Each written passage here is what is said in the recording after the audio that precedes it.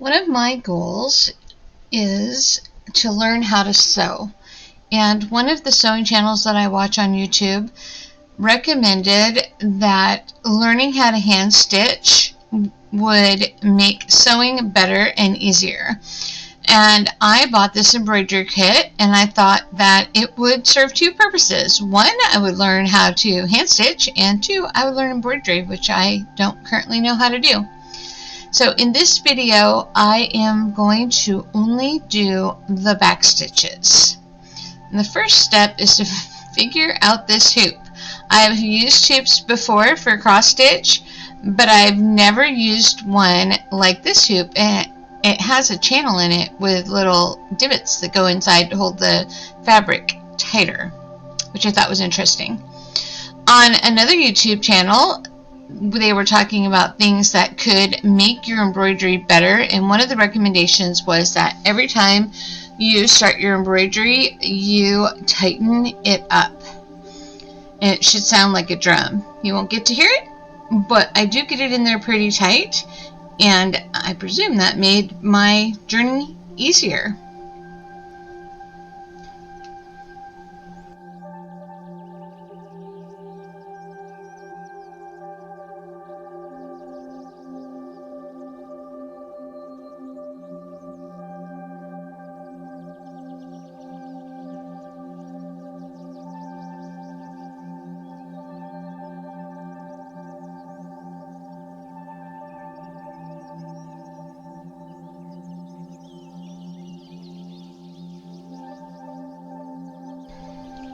I think that I got it tight enough. It certainly would have been easier if all my fingers were functioning, but I took one of them to the mandolin the other day, and it's not functioning well. I'm happy with how it sounds. The other thing that I did is I bought myself this A to Z embroidery book because I didn't feel like the directions on the kit were all that great. So here I'm just reading the welcome and what the best practices are for embroidery in general. In the preparing the fabric section, it recommends that you pre-wash your fabrics, which obviously I can't do because the pattern washes off. But it also says that fraying can be an issue, so to prevent the ridges from fraying while stitching the embroidery, you should neaten all the edges of your work. It says not to use tape to seal the edges, as the glue may permanently discolor the fabric and will attract dirt. So I decide that I'm just going to baste around the edge and seam the, not really seam, I'm going to baste around the edge and fold it over so that it has more protection from fraying.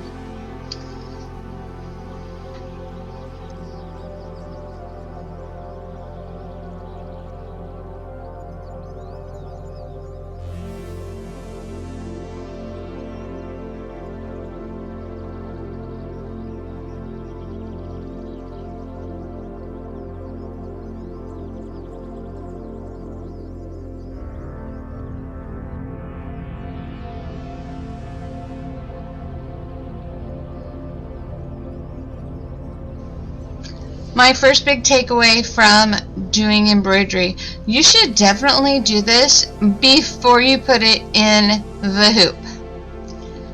Would have definitely been easier than trying to baste a seam while it's in the hoop and the fabric isn't exactly as flat as it could have been.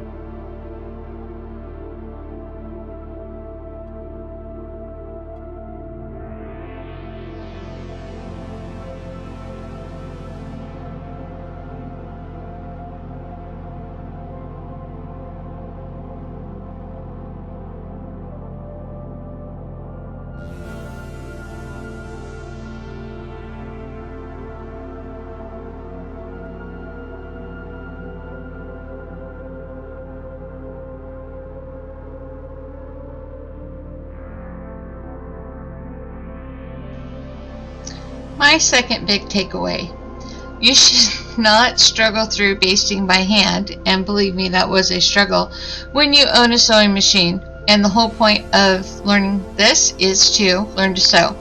So now I'm back, and I have been to my sewing machine, and I am quite pleased with myself at this point. I feel like that went really, really well for me. Beat it up and get it back into its hoop.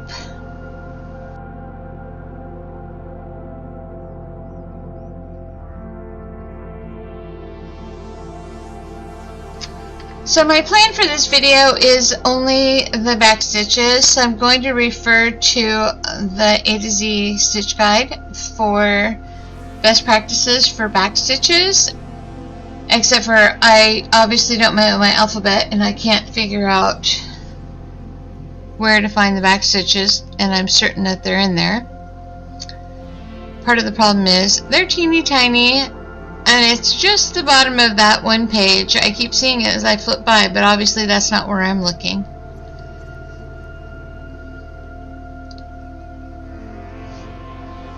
I do decide to read some more of the beginning intro, and now I'm just going to choose the color to do the S-1.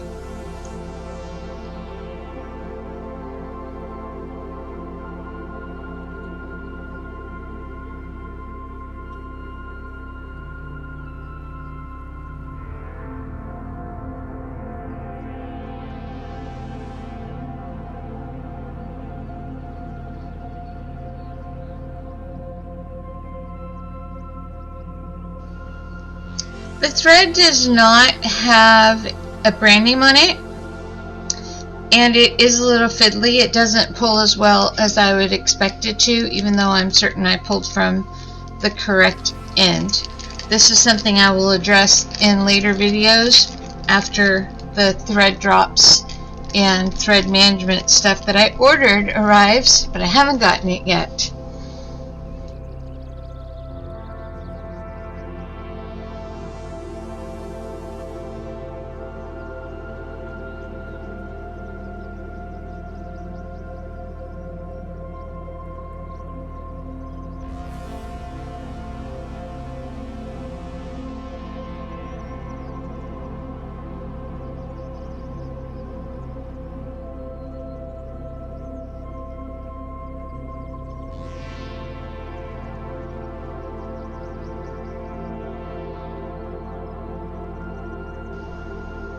I'm starting at the top with the S1, and on the very first stitch I realize that it's going to be difficult to stitch on the lines. The weave of the fabric is,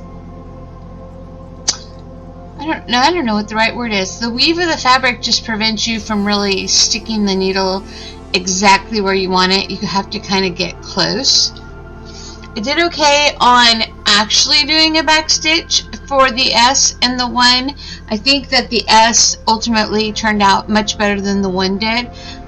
Stitch length. Oh my gosh, I need to work on stitch length.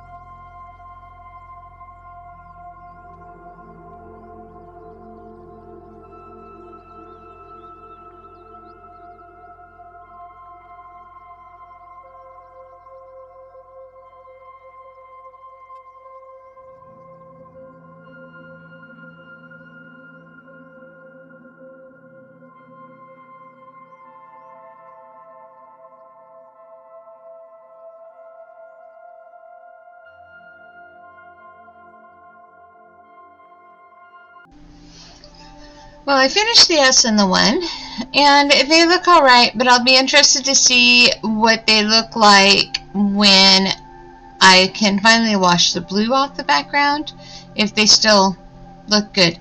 It's kind of hard to tell with the blue still there, but who knows. Hopefully it'll look good. It's my first time. Cut myself some slack, I guess.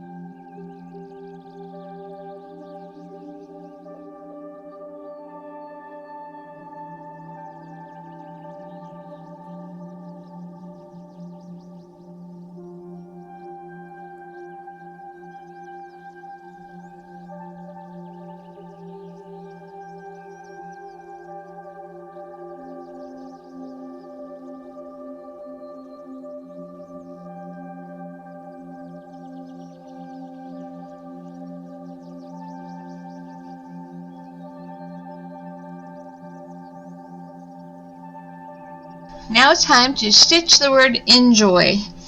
And this actually went pretty well. The letters are really big, so it wasn't that difficult to do. I'm very happy with it. There's a couple of times where I pulled it out and put it back because I didn't like where the stitches landed and I thought that they were crooked. But I think that's part of the slow stitching aspect, that you just take your time and that you can take it out and put it back if you don't like it.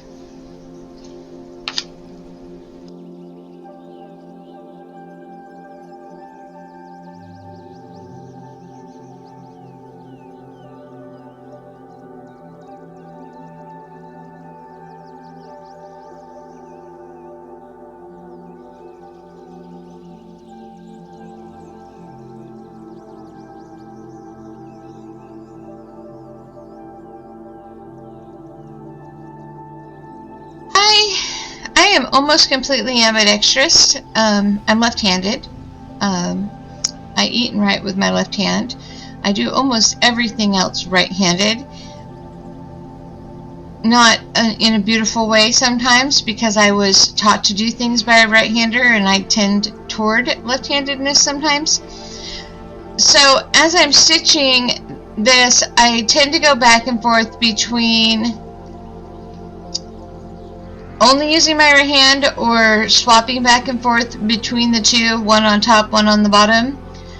I will eventually probably buy myself some sort of frame holder, and I suspect at that time I probably will keep one hand on top and one on the bottom, but that remains to be seen.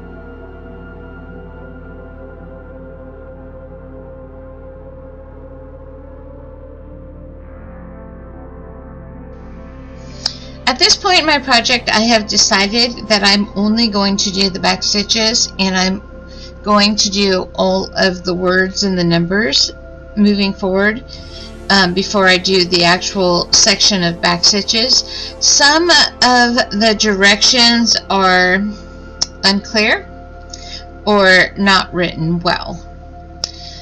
They only tell you for the word back that it's one strand, and they don't tell you for any other black words how many strands it is, so I just presume that they're all going to be one strand. I found that for the small words, it wasn't really backstitching. I just kind of jumped around in an attempt to fill in the letters. And I also made the decision not to start and stop the stitch for each letter, that I would just carry it across the back. There were several places where I just carried it across the back. No one's ever going to see the back of this project unless I show it to them, so it doesn't really show through the fabric either. Maybe that's not best practices, but here we are. Also, I really wanted to tie knots. I did not tie any knots starting. There was a couple of times where when I finished, I tied the starting tail to the ending tail on the back just to secure it a little bit better, but I really wanted to tie some knots back there, and I decided that I would try really hard not to do that because I wanted to learn correctly, and you're not supposed to tie knots in embroidery from all of the things that I've watched so far, unless you're doing a French knot or actually tying a knot for something.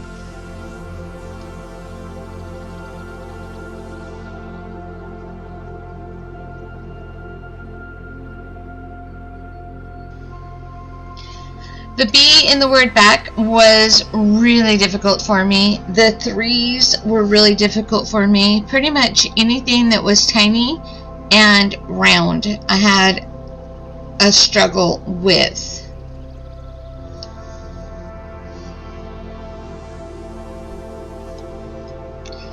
So I'm just going to jump ahead because I didn't film a lot of the remaining back stitch part. I took it with me a couple of times, which I found I really enjoyed, having something small that I could carry in my purse and work on when I was out doing things and I had time. It was very nice. This is probably a hobby that I'm going to enjoy very much. I have now reached the point where the only thing left to do is the actual little section that says back stitches. And here's the spot where I have another complaint with the directions. The little arrow pointing to the back stitches says 3 strands, and it's actually pointing toward row number 4. But when I look at the directions, it seriously looks to me like each line indicates how many strands you should use, and that's the decision that I have decided to make. 1 strand for line 1 and 6 strands for line 6. Also, at other points in the directions, it tells you what color to use, and for the back stitch, stem, running, French knot, chain, fishbone, whip back, it all doesn't. You just kind of have to guess which color is which. A couple of colors are almost similar, so that was a little bit tougher, but I'm just going to pull out the ones that I think are the right colors, and we're going to go with it.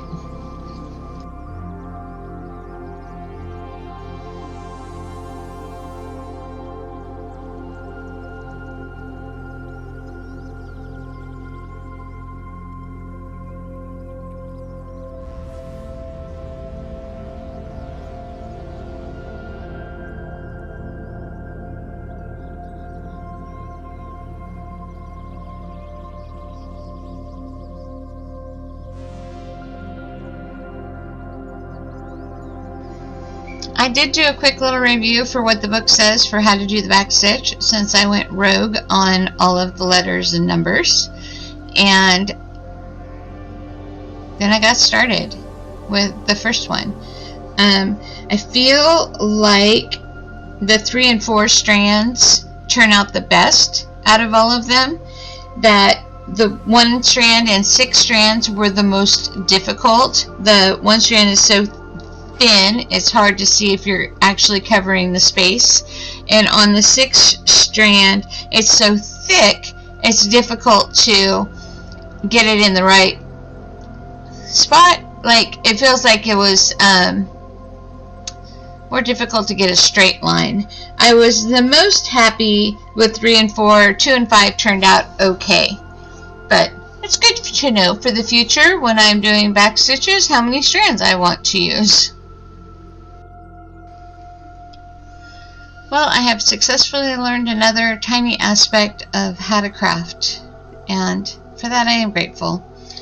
Thank you for watching. I'm pretty happy with my project. I'm looking forward to starting the next section, which will probably be the stem stitch.